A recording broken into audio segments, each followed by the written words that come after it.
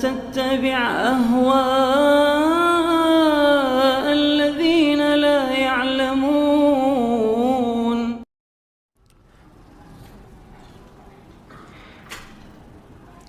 Bagaimana cara menjadikan akhirat di hati kita, dan bagaimana menyikapi dunia, terutama dalam mencari nafkah. Ya, ini termasuk pembahasan penting ya. Dan ini termasuk fikih yang harus dipelajari oleh setiap muslim dan muslimah. Bagaimana dia menjadikan akhirat itu hal yang paling besar, yang paling bercahaya dan bersinar di dalam hatinya. Ya. Yang pertama dari kiatnya dia mempelajari ilmu syariat, itu yang pertama. Kemudian yang kedua, dia pelajari dari ilmu tauhid. Nah, ini asas.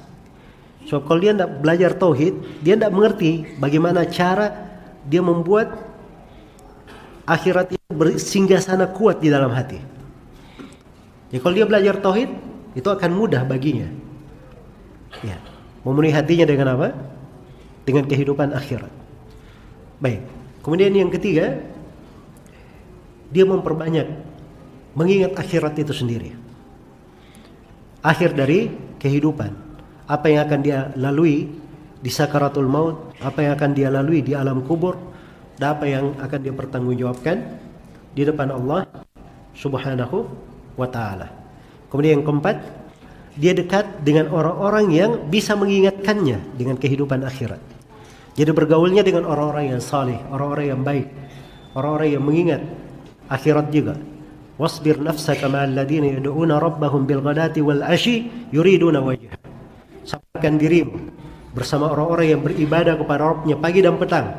Mereka menghendaki wajah Allah Subhanahu wa ta'ala. Kemudian yang kelima, dia wajib mempelajari bagaimana hinanya dunia dan bagaimana bahayanya dunia apabila masuk ke dalam hati. Dan itu ada fikihnya tersendiri. Karena itu dalam Al-Quran berbagai ayat diterangkan perumpamaan tentang kehidupan dunia, supaya kita paham apa itu dunia. Karena itu kata sebagian para ulama, seorang penuntut ilmu kalau memang dia belajar, maka faedah yang paling sedikit yang dia pelajari dari ilmu itu adalah dia tahu bahwa dunia itu adalah hina. Kalau dia sudah mengerti itu, berarti dia sudah dapat satu faedah dari apa? Satu faedah dari ilmu. Baik, jadi itu 5 kiat ya secara ringkas. Semoga Allah memberi kemudahan untuk kita semua. Dan itu tidak bertentangan ya dengan masalah mencari nafkah. Mencari nafkah itu sisa dia masuk di dalam mencari nafkahnya hal-hal yang terkait dengan akhirat. Dia kepala rumah tangga mencari nafkah, Allah perintah dia untuk menanggung rumah tangganya, kan begitu. Ya, karena itu Rasulullah memuji orang yang bekerja dari hasil jeripayanya sendiri. Dan Nabi SAW melarang kita menelantarkan keluarga. Kata beliau, kafa bil mar'i ithman ayyadhi'a ma yaqut. Cukuplah seorang dikatakan berdosa kalau dia telantarkan siapa yang nafkahnya dia tanggung. Iya. Dan memasukkan dari rezeki ke mulut keluarga itu dihitung sedekah oleh Nabi SAW sepanjang itu dilakukan karena Allah Subhanahu wa ta'ala. Maka itu tidak bertentangan. Dia mencari nafkah bisa bernilai ibadah kalau dia menjaga apa? Niatnya di situ. Baik.